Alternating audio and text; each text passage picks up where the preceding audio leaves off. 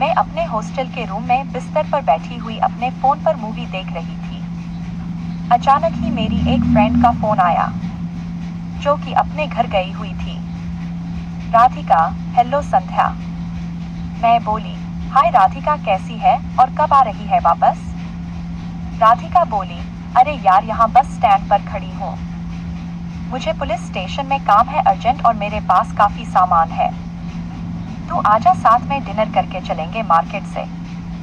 मैं बोली, ओके, मैं अभी आती हूँ। सब ठीक तो है ना?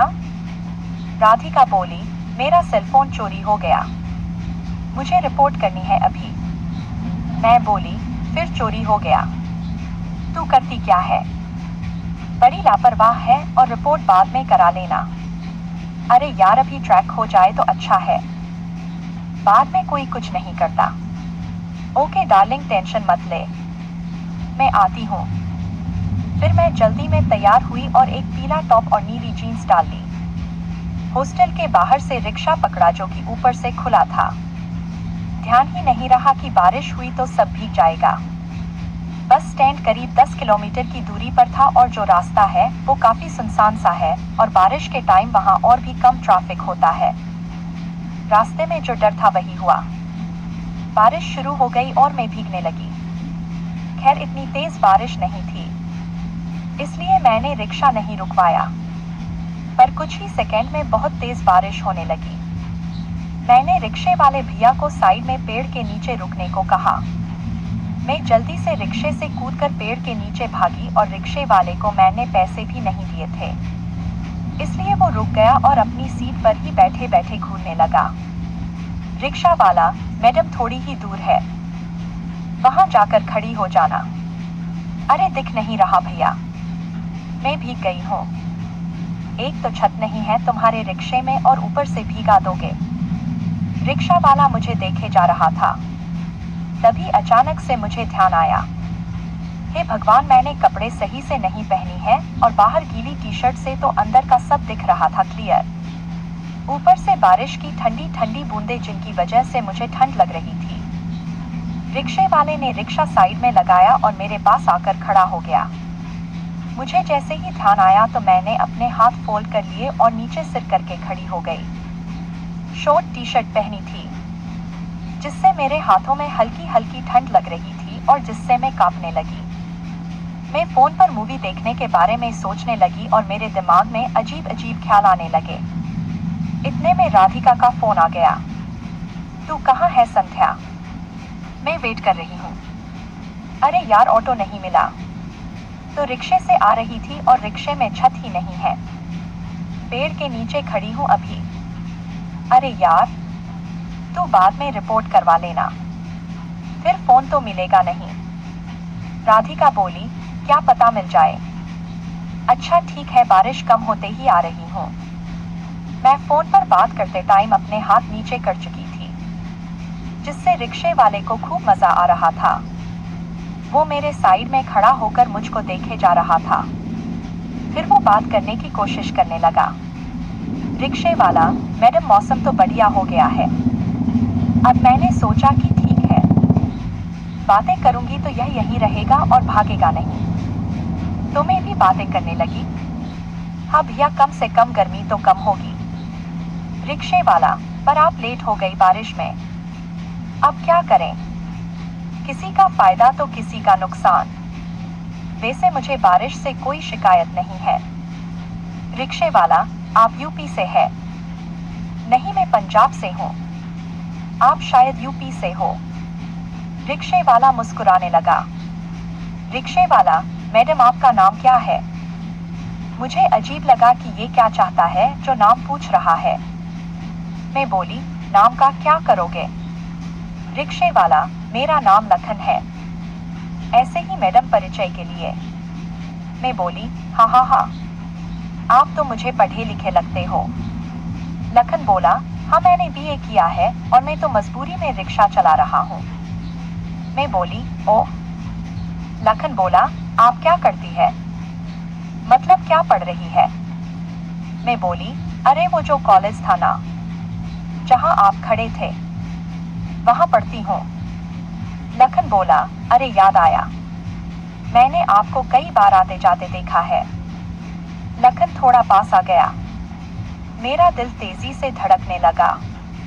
एक तो दिमाग में मूवी चल रही थी जिसे देखकर मैं कुछ कर रही थी, ऊपर से टी शर्ट में खड़ी थी। लखन बड़ा ही हंसमुख आदमी था, मुझसे हाइट में कुछ छोटा और पतला सा था। मुंह काफी पतला था और करीब 35-36 के आसपास उम्र होगी। उसकी दाढ़ी हल्की सी थी। 2-3 मिनट तक तो वो खुद ही बोलता रहा। मेरा मन बेचैन हो रहा था, कुछ करने की इच्छा हो रही थी।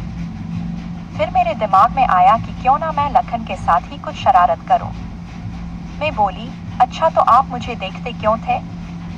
लखन बोला, अरे मैडम इतनी खूबसूरत हो, नजर तो टिकेगी ही। मैं अकेला थोड़ी हूँ, आपके कॉलेज के लड़के भी तो देखते हैं। मैं बोली, तो क्या? बताओ। लखन बोला, वही तो इशारे से पूछते थे कि अच्छा लगा। मैं बोली, ओह ऐसा है क्या? अच्छा तो फिर आप क्या कहते थे? लखन बोला, सच ही कहा था मैडम। मैं बोली, क्या कहते थे? मैंने अपनी आंखें बड़ी की और सीधा लखन की आंखों में बड़े प्यार से देखा। लखन बोला, यही कि बड़ा मजा आया। मैं बोली, मम देख के मजा आता है? लखन बोला, और नहीं तो क्या मैडम। मैं बोली, मैडम मत कहो प्लीज, मेरा नाम संध्या है। बड़ा अजीब लगता है अपने से बड़े लोगों से मैडम सुनना। लखन बोला, ठीक है संध्या जी। मैं सोच रही थी कि मर्द बड़ा रेस्पेक्ट देते हैं जब तक लड़की पट नहीं जाती, लेकिन जब एक बार प्यार लेते हैं तो रेस्पेक्ट को कूड़े में डाल देते हैं। मुझे ये सोचकर हंसी आ गई कि अभी जब इसे प्यार दे दूंगी तो फिर जीवी सब गायब हो जाएगा। लखन बोला, क्या हुआ संध्या जी? मैं बोली, यही सोच रही थी कि आपको क्या मजा आता होगा। लखन भी इशारे पकड़ रहा था अब। लखन बोला, आपको पता है क्या? मैं बोली, हाँ आजकल तो सबको पता होता है। मैं बोली, आपकी शादी हो गई होगी। लखन बोला, हाँ। अब लखन की आंखें मेरे ऊपर टिकी थी और वो मुझसे एक हाथ की दूरी पर था। मैं बोला, फिर भी आप लड़कियों को देखकर मजे लेते हो? लखन बोला, ड्रामा तो खूब कर लेती हो संध्या, बेवकूफ समझती हो क्या? कब से लाइन दे रही हो? मैं बोली, मैं तो नॉर्मल ही बात कर रही थी और मैंने उसे हल्का सा धक्का दिया। मैं भी मजे ले रही थी। मैं बोली, ओह हाँ, पर यहाँ कोई देख लेगा, कहीं और चलो। लखन बोला, देख लेगा तो क्या?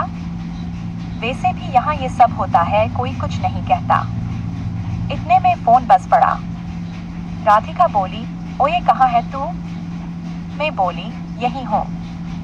राधिका बोली, बारिश तो कब की बंद हो गई, कब आएगी? मैं बोली, अरे बस निकल रही हूँ। राधिका बोली, अरे यार तेरे चक्कर में कब से खड़ी हूँ, तू अब जल्दी आ जा। मैं बोली, बस पहुँच रही हूँ। राधिका बोली, कौन से रास्ते से आ रही है तू? खैर जल्दी आ जा। मैं बोली, ठीक है।